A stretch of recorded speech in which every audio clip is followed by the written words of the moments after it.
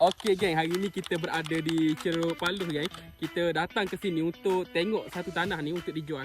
Okey, satu kawasan sini ada berbaki dalam 4 lot. Harga keempat-empat lot tu sama je. 95,000 geng. Harga bawah 100,000.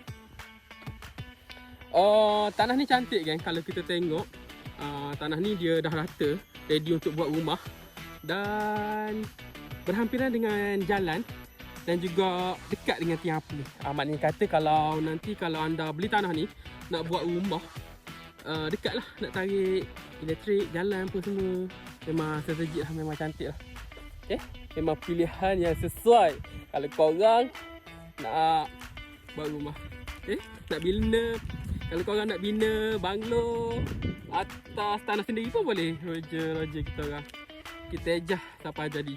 Jom kita tengok tanah dulu.